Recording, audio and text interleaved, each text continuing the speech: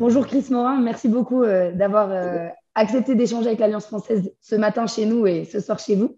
On est vraiment ravis d'abord de vous exposer, bien sûr, mais aussi de pouvoir contempler vos œuvres dès qu'on vient dans les locaux de l'Alliance. Et puis ravis de dialoguer avec vous aujourd'hui pour comprendre votre travail, votre art, votre parcours et le sens qu'ont vos œuvres pour vous. Alors je sais, comme je vous l'ai dit à contre-cœur, que beaucoup de nos membres et de nos apprenants ne pouvaient pas être là ce matin puisqu'ils avaient divers empêchements. Donc on enregistre cette session. Elle sera disponible sur le YouTube de l'Alliance française. Donc, merci beaucoup d'abord d'avoir accepté ce format-là. Je précise pour tous nos participants qu'il y a un chat sur le Zoom sur lequel vous pouvez écrire des questions. Donc, je vais, moi, avoir la chance de dialoguer avec Chris Morin, mais après, le temps des questions sera ouvert également si vous en avez d'autres. Donc, vous êtes les bienvenus pour les écrire et je les lirai oralement pour que Chris Morin puisse y répondre. Voilà, donc Chris Morin, vous êtes photographe plasticien. Vous avez déjà exposé à Londres, à Kuala Lumpur, à Singapour, Paris et bien d'autres. Aujourd'hui, on va échanger au sujet de votre série qui s'intitule « Il était une fois demain ». Alors, vous vous décrivez comme un enfant du rock. Est-ce que le fait d'être né juste avant mai 68, au cours de cette réconciliation franco-allemande, durant le Summer of Love, ça a eu une incidence, selon vous, sur votre envie de faire de l'art et sur la personne que vous êtes aujourd'hui, peut-être? C'est sûr et certain. C'est sûr et certain. Moi, j'ai été élevé, mes parents écoutaient les Beatles. J'ai été biberonné à John Lennon donc ça a influencé sur moi. Mes grands-parents sont d'un côté sont français, de l'autre côté sont allemands. Donc il y a eu plusieurs fois des bagarres entre eux. Et puis un jour, ils ont fait la paix, heureusement. Ils ont donné à l'ennemi chacun ce qu'ils avaient de plus cher, c'est-à-dire un fils et une fille. Donc voilà, je suis clairement né, en plus dans une année à la fois révolutionnaire et où la paix était vraiment mise en avant. Oui, je pense que moi, ça m'a donné une façon de voir le monde euh, qui est celle-là, qui est celle de la paix, de l'optimisme, en fait. Ok, une année de naissance très symbolique. Et pour revenir sur votre parcours, vous avez obtenu un diplôme d'architecte initialement. Est-ce que c'était votre vocation initiale, votre métier de rêve? Et qu'est-ce qui vous a finalement emmené vers la photographie? En fait, disons que quand j'étais peut-être en terminale, enfin au moment du bac, je me demandais ce que j'allais faire après le bac. Et je ne me voyais pas trop partir dans des études classiques. Et j'étais vraiment intéressé par la photo, par le cinéma, peut-être un peu moins par l'architecture, mais à l'époque, pour faire des études intéressantes en photo ou en cinéma, il fallait avoir un bac+2. Donc je m'étais dit que, et comme l'architecture m'intéressait aussi beaucoup et que c'était une des possibilités d'apprendre des choses, pas directement liées au cinéma, à la photo, mais quand même aux arts, c'était une bonne formation. Et puis l'architecture m'intéressait aussi beaucoup. Et il se trouve que en démarrant ces études, ça m'a énormément plu et je me suis aussi aperçu que je pouvais, disons, aussi faire de la photo et voir, que c'était possible, disons, ça demandait pas mal d'organisation et voilà, dédier tout son temps à ça, mais c'était faisable. J'avais envie de rien lâcher, j'avais envie de tout apprendre je sais pas, sans idée. Après, vous savez, j'avais 20 ans, 25 ans, on ne sait pas très bien ce qui va se passer. Et puis quand j'étais au bout de mon parcours d'architecte, j'ai eu mon diplôme. Comme j'avais déjà fait des courts-métrages, j'avais aussi fait pas mal de photos, j'avais des parutions, j'avais eu des prix, donc j'ai pu travailler comme photographe ou même comme réalisateur tout de suite. Et je me suis dit, bon, quand ça s'arrêtera, j'irai travailler en agence, on verra bien, quoi. Et puis en fait, le truc s'est jamais arrêté. Et donc finalement, je n'ai jamais exercé, ou quasiment pas exercé le métier d'architecte. Mais bon, d'abord, j'ai fait des plans, j'ai construit pour moi des choses, j'ai aidé des copains. Et puis surtout, cette formation d'architecte, en fait, elle m'a vraiment permis d'apprendre à cadrer une image, à composer une image. C'est quasiment la même démarche, les mêmes questions qu'on se pose de qu'est-ce qu'on veut dire, comment on va le dire. Et donc finalement, c'est complémentaire et ça se répond, ça se nourrit. Donc voilà, je suis vraiment, aujourd'hui, il me semble que même dans mon travail et dans ma personne, je suis un mélange, disons, de ces trois univers qui viennent se correspondre, se nourrir et s'enrichir. Et ça a été une source d'inspiration importante, forcément. Et est-ce que, pour vous, l'art, ou du moins votre art, Il a pour but premier de s'intéresser à des phénomènes de société, de les mettre en scène, de leur donner de la visibilité. Des sujets aussi importants que, moi, je pense par exemple à celui de l'écologie ou du changement climatique, que vous considérez comme l'enjeu principal de notre époque, pour utiliser vos mots. Alors, oui, moi, c'est clairement l'enjeu écologique qui m'intéresse, dans mon art, du coup, parce que c'est, du moins dans la façon dont je m'exprime, qui est aujourd'hui la photo. Mais c'est un enjeu qui m'intéresse au-delà de mon art. C'est que c'est vraiment, moi, je trouve que la grande question pour un être humain au début du XXIe siècle, c'est dans un moment de transition qu'on connaît, on sait très bien de quoi il s'agit, le changement climatique, la pollution, la croissance, la consommation. Est-ce que l'humanité, est-ce que l'homme de demain, enfin d'aujourd'hui et de demain, va être capable au-delà de la conscience, parce que là, on a quand même plus pris conscience maintenant, mais va être capable d'infléchir sa trajectoire, de modifier sa trajectoire, ses désirs, pour réussir à faire ce qu'il a jamais réussi à faire depuis qu'il est sorti de l'âge de pierre, c'est-à-dire vivre en harmonie avec la nature. Je dirais qu'aujourd'hui, l'humanité se comporte un petit peu, excusez-moi de l'image, mais comme un drogué, quoi. C'est-à-dire qu'un drogué qui aurait besoin de sa dose, alors sa dose d'énergie, avec toutes les conséquences de pollution que ça procure.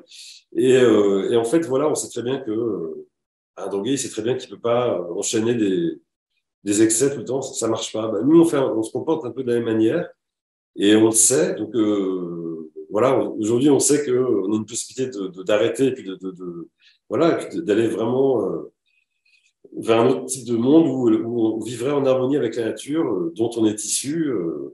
Donc, ça, pour moi, c'est le grand défi de l'humanité dans le siècle qui vient. Et moi, j'aurais la chance peut-être de voir un peu des effets positifs s'ils arrivent. Et puis, j'espère que mes enfants prendront la suite.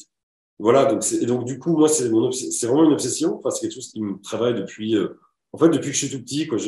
Depuis que je suis petit, j'ai conscience de vivre dans un monde qui est très bizarre, qui est à la fois pratique, mais qui ne va pas non plus complètement, et où on est complètement coupé de la nature, qui est vraiment essentielle. Donc du coup, dans mon art, c'est ce que j'exprime, c'est ma façon de voir le monde, de rêver le monde, de voir comme j'aimerais voir le monde, c'est-à-dire à la fois les villes, parce que j'aime les villes, à la fois en tant qu'architecte, mais aussi en tant que citoyen du monde. J'aime être dans la ville, je trouve que la ville m'amène beaucoup de choses, enfin, d'un point de vue culturel, intellectuel, mais j'ai aussi besoin autant de la ville que de la nature. Et donc voilà, j'exprime un désir qui est peut-être une utopie, qui est peut-être impossible, mais bon voilà, en fait, c'est peut-être possible, on n'a pas essayé. Mmh. Et cette série, justement, on a le sentiment qu'elle dépeint, comme vous le dites, hein, l'impact de l'homme sur la planète, son comportement vis-à-vis de la planète. Est-ce que cette série, vous l'avez faite aussi un petit peu pour alerter les spectateurs, pour les rendre vigilants ou même peut-être les inciter à imaginer ce que pourrait devenir la planète si la nature reprenait ses droits sur l'homme, tout simplement comme à l'origine, des droits qui lui ont été retirés? En fait, j'ai pas du tout réfléchi comme ça, comme si je devais imaginer un concept pour une cause ou vous voyez, enfin, pour imaginer une image qui ferait réagir les gens. C'est vraiment dans mon esprit que ces images se sont formées, c'est-à-dire vraiment un désir. Je trouve que la ville, c'est beau, je trouve qu'il y a des bâtiments qui sont magnifiques, enfin des bâtiments pris aussi dans un ensemble, c'est-à-dire la ville, et en même temps, telle qu'elle est aujourd'hui, c'est-à-dire très minérale, un espace totalement, en fait, vraiment artificiel de A à Z, avec même parfois des matériaux artificiels, ça me rend malheureux, quoi. Ça m'épanouit pas, quoi. Donc, je projette la ville comme j'aimerais qu'elle soit. Mmh. Et donc, c'est vraiment comme ça que le projet est né, en fait. Le projet, en fait, c'est même pas un projet, c'était une image, puis deux, puis trois, et puis plusieurs. Et puis après, j'ai effectivement pris conscience, donc ça c'est parce que le regard qu'on me renvoyait, qu'il y avait un message écologique, mais si vous voulez, je me suis pas dit, j'ai un message écologique à faire passer, et ça va être sous cette forme. En fait, c'est vraiment un mouvement de fond, quoi, je sais pas, si j'étais écrivain, je pense que j'écrirais là-dessus. Si j'étais musicien, je ferais de la musique, je sais pas comment, dédiée à ça. Mais là, mon médium, c'est l'image et plutôt la photo. Donc, Donc, c'est à travers ce médium-là que j'exprime ces idées, en fait. Très bien. Et vous parlez justement du début de ce projet-là, de la naissance de ce projet. D'où vous est venue l'idée, en fait, l'inspiration pour créer une telle série, de rendre en quelque sorte des photographies qui deviennent un peu imaginaires, hein, de les transformer comme ça pour mettre la nature en avant. Est-ce que c'est ce que vous abordez dans votre texte, les ruines du temple d'Angkor qui vous a inspiré et qui a fait naître ce projet ensuite? Alors, c'est complètement ça. C'est-à-dire que bon, moi, j'ai toujours, donc, comme je vous l'ai dit, vraiment aimé la nature, aimé photographier des arbres, aussi aimé photographier des animaux. J'ai eu plusieurs animaux voilà, que j'ai aimés, même s'ils étaient en captivité. Bon, voilà, en tout cas, j'en suis bien occupé. Et donc, si vous voulez, c'est un sujet de fond qui m'a toujours intéressé. Même mon diplôme d'architecture, je l'ai fait en imaginant de réhabiliter le jardin des plantes, qui est un zoo à Paris qui est assez ancien. Et j'ai imaginé avec des ruines, en regardant des bâtiments anciens donc, qui étaient à l'état de ruines, où en fait on se promenait dans une grande serre. Donc vraiment l'idée de déjà la nature qui m'obsédait, la façon d'habiter la nature et la ville. Donc ça c'est un sujet de fond. Et il se trouve que réellement le déclic c'est en découvrant le site archéologique d'Angkor et notamment ces ruines magnifiques. Bon voilà, vraiment j'ai une vision merveilleuse. J'ai à la fois imaginé comment pouvait être cette cité à l'époque où elle était flambant neuve, et je me suis dit qu'elle était peut-être plus intéressante aujourd'hui qu'elle ne l'a été à l'époque où elle était neuve, parce que justement il y avait la trace de l'humanité, il y avait aussi la nature qui avait repris ses droits, mais que tout ça s'harmonisait très très bien, quoi. Et puis peu de temps après, j'étais à Dubaï, bon pour des raisons professionnelles, et là j'ai découvert une ville à la fois fascinante de par sa démesure et en même temps flambant neuf pour le coup, parce que là, c'est à peu près 50 ans, Dubaï, donc c'est très récent. C'est aussi haut et aussi grand que Manhattan. Donc, si vous voulez, je quittais une cité très ancienne, un peu disparue, et c'est comme si, dans un espèce de voyage spatio-temporel, j'arrivais d'une cité disparue à une cité qui venait de surgir des sables du désert. Et bon, voilà, je me suis posé des questions sur la façon dont l'humanité fonctionnait, quoi, c'est-à-dire construire la démesure, l'abandonner, en construire une autre encore plus grande. Et j'ai pensé vraiment à à un cycle, en fait. Et du coup, j'ai imaginé comment pourrait devenir Dubaï à l'image d'Angkor. Et puis, globalement, comment pourraient devenir nos grandes villes. C'est parce que c'est pas que Dubaï. Dubaï, ce qui est étonnant, c'est que c'est comme en Amérique, les villes champignons, quoi, au Canada. Elles ont poussé comme ça, quoi, d'un coup. Et bon, alors que Paris, Rome, ou des villes, des histoires anciennes, mais malgré tout, c'est devenu des espèces de villes tentaculaires, ou les villes d'Asie. Et donc, je me suis posé la question comment ces cités pourraient évoluer dans une espèce d'utopie, dans un monde imaginaire. Voilà, ma réponse, l'idée, c'est pas qu'elle soit juste ou fausse, c'est que c'est une projection, c'est une vision. Et vous parlez de la démesure, justement. Moi, je trouve ça intéressant. Est-ce que, à travers vos créations, vous dénoncez un petit peu aussi alors l'action de l'homme sur la planète peut-être, mais surtout, je veux dire la vanité de l'homme. En tout cas, l'ego, la volonté de vouloir construire toujours plus grand, toujours plus haut, notamment dans les villes.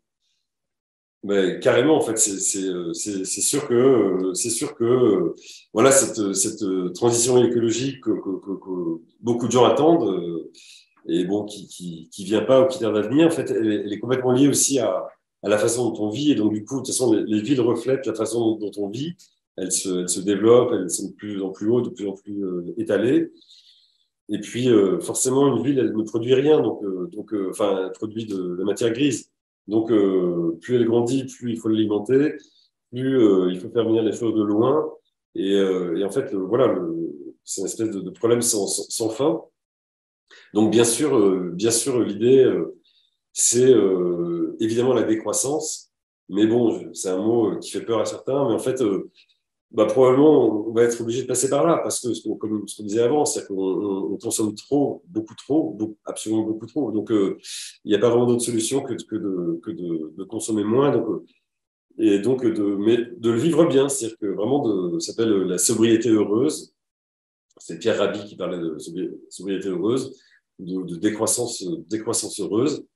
Voilà, on n'est pas obligé d'avoir 150 000 objets autour de nous dont on ne se sert finalement jamais pour être heureux. Ça ne nous rend pas plus heureux ou moins heureux. Par contre, au fond, ça nous fait du mal, puisque ça fait du mal à la nature, qui est quand même notre mère. Donc, voilà, faisons le tri entre ce qui est vraiment absolument nécessaire et ce dont on pourrait se passer pour notre bien et pour le bien de la planète, évidemment, comme on dit, et puis pour le bien des générations à venir, quoi.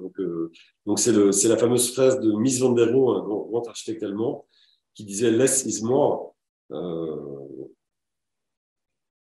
Bien sûr. Et moi, je trouvais ça très original, très intéressant que vous qualifiez votre travail comme celui d'un peintre numérique.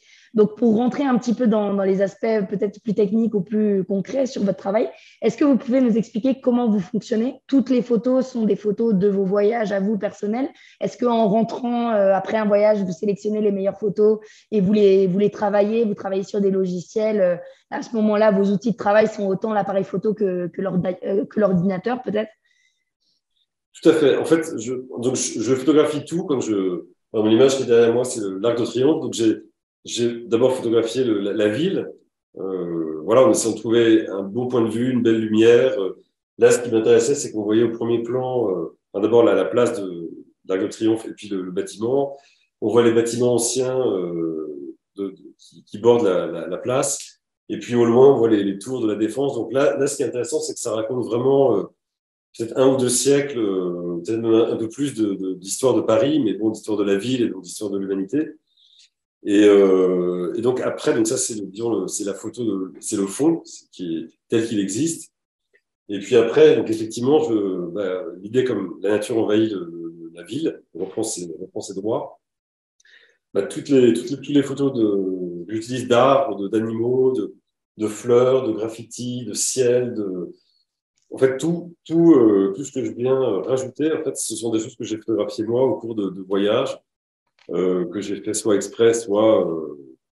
Enfin voilà, c'est que je passe mon temps à photographier, disons, un arbre, ou une fleur, ou un animal, quand je tombe dessus et quand je vois que c'est bien, que la lumière est bien, que je pourrais bien l'utiliser après. Donc, à la fois, je me constitue une base de données, mais c'est un travail permanent, disons, que je fais en permanence.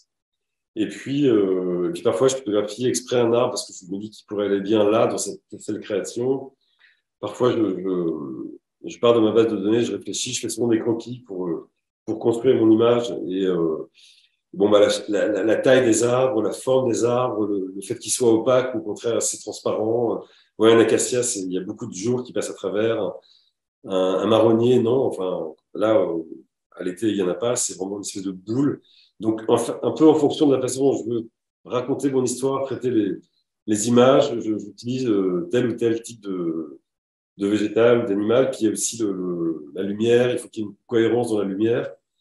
Moi, j'aime bien travailler avec des lumières tôt le matin ou tard le soir parce que c'est quand même des lumières plus rasantes. Donc, avec des ombres assez longues, puis une lumière assez chaude. Donc, après, effectivement, je peux tout réétalonner. D'ailleurs, mon travail consiste aussi à équilibrer vraiment tout ce qui a été photographié aux 4 coins du monde et de le ramener dans une image et de l'harmoniser. Mais voilà, donc c'est comme ça que je travaille en photographiant tous les éléments. Puis après, donc comme un peintre numérique, c'est-à-dire que je compose une image qui n'existe pas, mais à partir d'éléments qui existent, puisqu'ils ont été photographiés. Ok. Je sais que l'interprétation, enfin je trouve en tout cas que l'interprétation face à une œuvre d'art est propre à chacun et que tout le monde n'a pas nécessairement la même. Moi, en prenant connaissance de votre exposition, je l'ai un peu vécu comme une valorisation en fait de la nature. Je trouvais que ça donnait envie en fait encore plus de profiter de la nature qu'on a. En tout cas, ça la mettait en avant positivement. Donc moi, je me demandais est-ce que justement cette série-là, c'est aussi une incitation quelque part à nous réconcilier à la nature, à l'apprécier. Et si oui, comment on fait ça? Par quoi ça passe? Alors c'est clairement une idée un désir de se réconcilier avec la nature oui, ça c'est évident. Vous voyez, en ce moment, on parle beaucoup de dire on est connecté en 3G, 4G, 5G, 12G, on est connecté avec la Wi-Fi partout. Bon voilà, on utilise le mot connecté. Mais en fait, on se demande bien à quoi on est connecté, quoi, parce qu'en plus tout ça est complètement immatériel. Par contre, il y a bien un truc qui fait que du coup, on n'est plus du tout connecté, c'est connecté à la nature, quoi. Et en fait, connectés à nos racines. Nos racines, c'est la nature. C'est avant tout et principalement ça. Donc c'est surtout à ça qu'on devrait être connecté. Après, ça ne nous empêche pas de nous connecter à autre chose, mais je dirais que la connexion en ultra haut débit, voilà, c'est celle-ci qu'il faudrait privilégier. Donc oui, moi, dans mon travail, ça raconte clairement ça, mais sans pour autant se séparer de tout le reste. Enfin, l'idée, c'est à la fois d'essayer de vivre en harmonie entre nos désirs d'hommes contemporains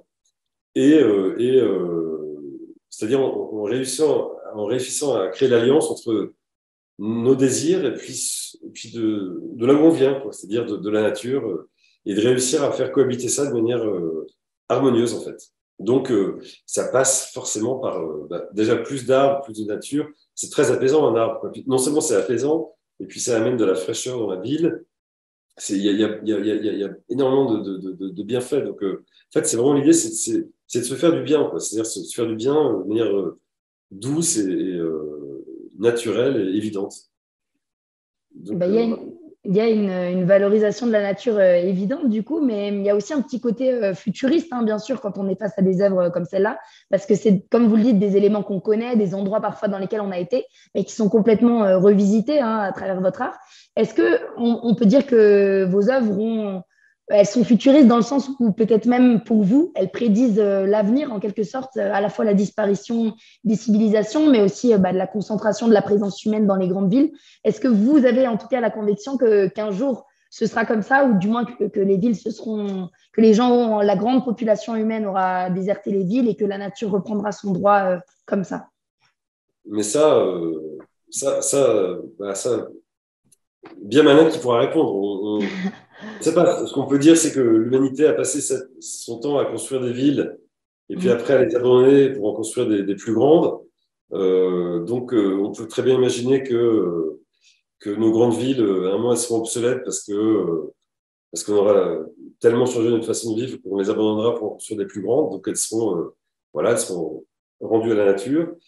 On peut imaginer ça. On peut imaginer que l'espèce humaine disparaîtra aussi. Ça peut arriver. Donc, du coup, voilà, enfin, la nature, la ville redeviendra, sera progressivement envahie par la nature. On peut imaginer que on aura colonisé d'autres planètes et que effectivement la Terre, après l'avoir exploitée au bout comme on presserait une orange, elle n'aura quasiment plus d'intérêt, donc on ira ailleurs si on en est capable. Voilà, tout est possible. On peut aussi imaginer que avec nos imprimantes 3D, on pourrait imprimer un steak haché, une salade, et puis qu'avec la Wi-Fi, le haut débit, on sera chez nous et qu'on sera quasiment des purs esprits, qu'on n'aura plus besoin de se déplacer dans l'espace public et donc qui sera rendu à la nature. Tout est possible. Moi, évidemment, j'en sais rien. Mais moi, mon rêve, ce serait vraiment qu'on pousse les murs de la ville, voilà, qu'on arrive à être dans la ville et dans la nature. Mais c'est très compliqué. Hein. Je sais pas si ça fonctionnerait vraiment. Les images que j'invente et la réalité, je suis pas sûr. Mais l'idée, c'est vraiment de pousser dans cette direction. Bien sûr, en rendant hommage à la beauté de la nature, parce qu'elle est tellement merveilleuse que on peut s'arrêter devant n'importe quelle fleur, n'importe quelle feuille, n'importe quel animal. C'est absolument un mystère et c'est absolument fascinant, quoi. Et puis donc, c'est clairement un hommage à la nature et puis un désir de vivre avec elle, quoi. Ouais. Et l'idée justement d'avoir de la nature dans la ville ou de pousser les murs de la ville. Certains, peut-être, hein, face à ces œuvres-là, ont quand même estiment que c'est une vision un peu catastrophique ou apocalyptique parce que certains se satisfont sans doute des villes dans leur état actuel. Est-ce que, selon vous, ce serait justement, alors vous parlez d'un rêve, donc je suppose que oui, mais est-ce que ce serait une bonne chose si cela arrivait réellement? Est-ce que vous imaginez un peu ça comme le retour d'un monde plus vivant, d'une sorte presque de jardin d'Éden où la nature, justement, reprendrait une place centrale, même au sein des villes? Moi, je pense que vraiment, on a besoin de réenchanter le monde. Aujourd'hui, bon, il va pas bien, mais il y a plein d'époques où il allait pas bien, le monde. Mais c'est vrai qu'aujourd'hui, on sent bien qu'on est en bout de course de système capitaliste, de système de croissance, comme si ça tournait un petit peu à vide, que ça ne rend pas forcément plus heureux et que il y a beaucoup de gens qui n'aiment pas forcément le monde dans lequel ils vivent, quoi, mais ils aiment la vie quand même malgré tout, quoi. Donc, il était, le moment est vraiment venu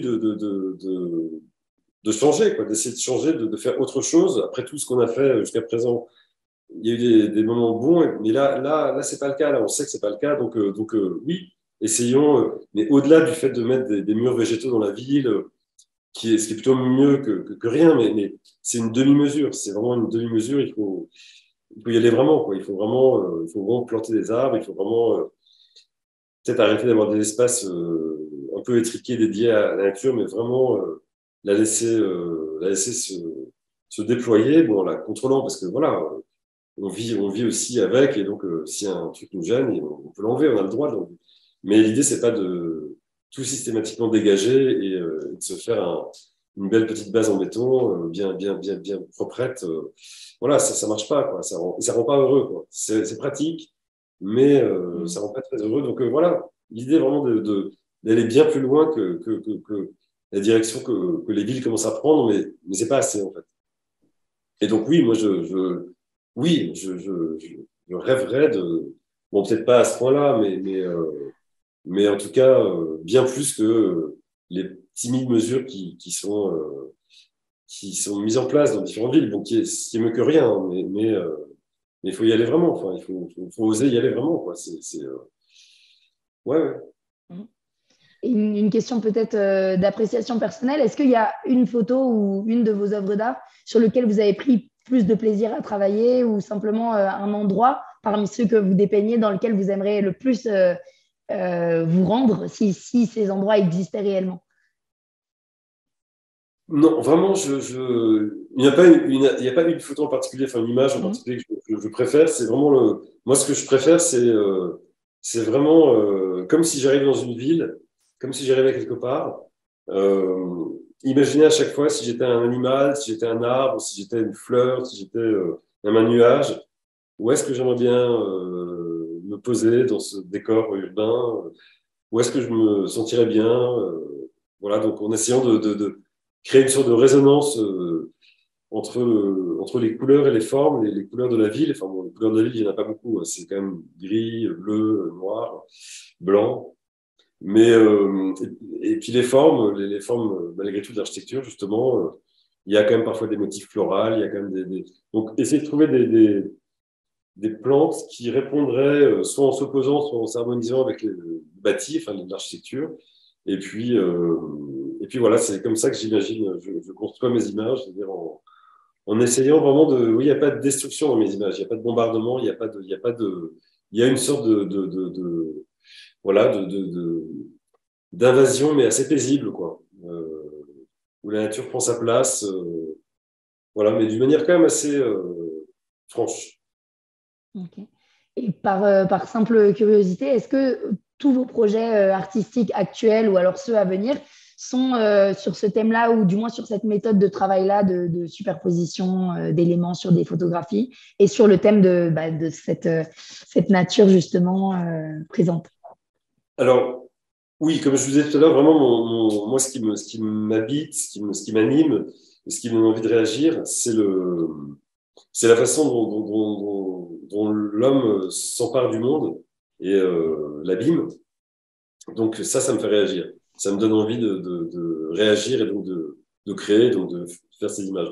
Donc cette série-là, c'est une série, mais donc elle tourne autour de l'écologie, mais j'ai aussi d'autres séries, notamment une série qui s'appelle Skybar, que je vais d'ailleurs exposer à Arles, en France, cet été, au mois de juillet, où en fait, je parle aussi de la nature et de la ville, mais sous une forme totalement différente. C'est-à-dire que là, c'est des photos de nuages, donc sur fond de ciel bleu avec des nuages donc, qui ont des formes. C'est ça qui est beau dans les nuages, c'est ils ont des formes, enfin, qui soient cumulonimbus, stratus, peu importe. Ils ont quand même chacun leur forme propre et en plus qui évoluent sans cesse, comme des arabesques infinies. Et donc, je mélange ça avec des photos encore une fois, de ville, mais sauf que la ville, on la reconnaît, elle est complètement symbolisée par des codes barres. Et du coup, on a vraiment une image en noir et blanc et bleu, parce qu'il y a quand même du ciel bleu, avec des lignes, des lignes blanches et noires qui symbolisent les immeubles au loin, près et tout. Et puis, donc, une sorte de rigueur extrême, d'ennui total, quoi, en fait. Et avec zéro fantaisie. Et puis, en arrière-plan, la folie du ciel, la folie des nuages qui semblent rire de notre sagesse. Donc, ça, c'est une des séries.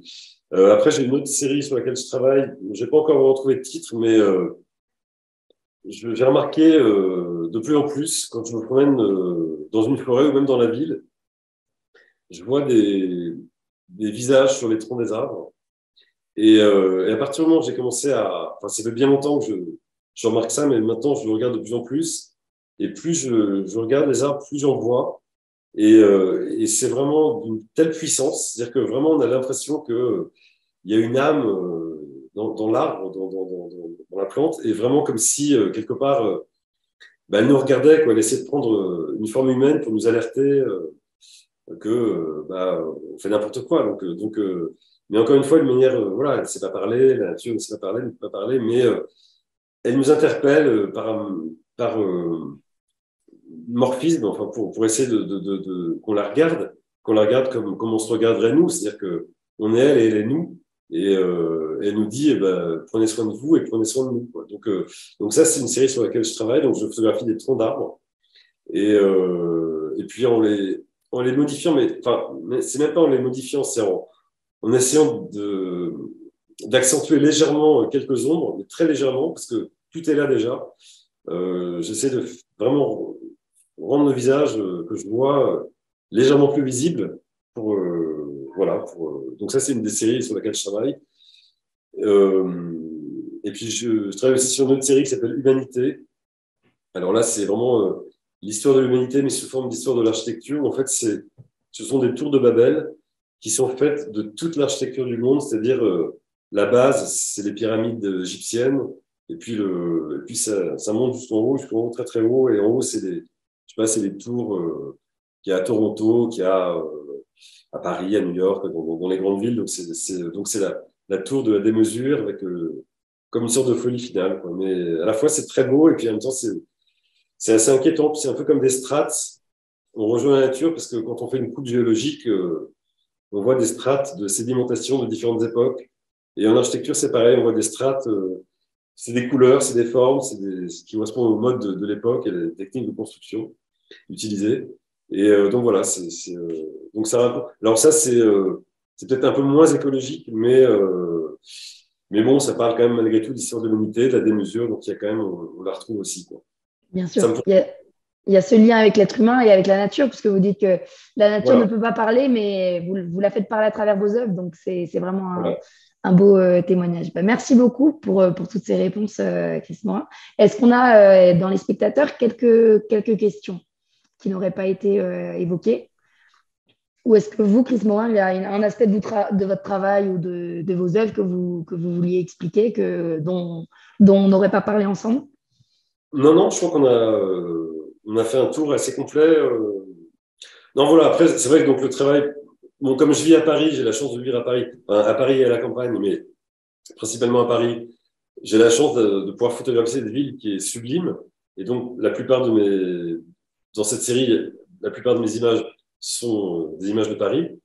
Mais j'envisage cette mondialisation de la nature dans toutes les grandes villes du monde. Donc, j'ai eu la chance de pas mal voyager, de photographier toutes ces grandes villes. Et donc, l'idée, c'est de faire une sorte de tour du monde de la nature qui reprend ses droits dans les villes. Et donc la série, c'est Paris, mais déjà, de toute façon, à Calgary, vous avez différentes capitales. Mais voilà, donc l'idée, c'est un tour du monde. D'ailleurs, si cette exposition pouvait le faire, le tour du monde, pour sensibiliser dans toutes les villes et donner des idées, ce serait formidable. Mais voilà, je crois qu'on a vraiment tout dit. Enfin, moi, il me semble avoir tout dit sur ce que j'avais en tête. Voilà, c'est vraiment une idée de renaissance, quoi. Il ne faut pas voir ça du tout comme une apocalypse. Enfin, en tout cas, dans mon esprit, c'est vraiment une renaissance, quoi. C'est-à-dire, voilà, la ville est arrivée un peu au bout. Et c'est bien, ça fonctionne, c'est pratique, mais c'est pas assez. En fait, il nous manque de l'air, de l'espace, de la liberté et de la nature, d'un endroit d'imaginaire, d'apaisement. Voilà, ça c'est mon souhait, envie. Alors, on a une dernière question entre-temps qui est arrivée sur le chat. Au sujet des prochains projets à venir, on nous demande est-ce que vous pourriez potentiellement collaborer avec d'autres artistes ou est-ce que vous avez l'habitude de le faire? Ou est-ce que c'est plutôt un travail artistique en solo que vous faites habituellement? Non, je pourrais collaborer. J'ai un projet, par exemple, avec j'ai un ami qui est designer, mais qui s'appelle Alexis Tricoire, et qui est designer, mais designer végétal. Enfin, je ne sais pas très bien ce que ça veut dire, mais il travaille quand même beaucoup avec enfin, du moins, on peut imaginer ce que ça veut dire, qu'il travaille beaucoup avec le végétal. Et on a un projet, en fait, justement, de faire une sculpture qui serait, où on mélangerait donc une photo que je ferais, une image que je ferais avec des objets qui feraient lui, mais qui viendraient s'inscrire comme si, voilà, c'était une photo en volume. Donc, oui, ça, c'est un projet de collaboration qu'on a ensemble. Sinon, moi, je suis pas, enfin, je veux dire, pourquoi pas. Là, j'ai pas d'autres projets. J'aimerais bien essayer de faire un film sur ce thème, une fiction, mais sinon, non, j'ai pas forcément peut-être avec un musicien, j'aimerais bien travailler sur une bande son, mais sinon, j'ai pas spécialement de projet à venir ou en cours avec d'autres artistes à part Alexis dont je vous parlais. Voilà, mais je suis non, au contraire, moi j'aime beaucoup les propositions parce que forcément à la fois ça vous dérange, ça vous intrigue, ça vous sort de la fameuse zone de confort et ça vous fait voir, ça vous fait changer de point de vue. Après, à voir si vous êtes bien dans ce point de vue ou pas. Donc non, c'est souvent, c'est pas toujours intéressant, mais c'est souvent intéressant, au moins de se poser la question, voire d'essayer. Ouais, Bien sûr, et de croiser les regards artistiques que peuvent avoir différents artistes sur un même sujet ou sur un même projet. Donc, c'est toujours intéressant aussi. Merci beaucoup, Chris Morin. On va arrêter cet échange ici. Merci d'avoir été avec nous, d'avoir accepté qu'on expose votre série ici et d'avoir échangé avec nous aujourd'hui. Merci à tous les spectateurs pour nous avoir suivis. Et elle sera disponible sur la chaîne YouTube de l'Alliance française de Calgary. Merci beaucoup. Bonne journée à tout le monde.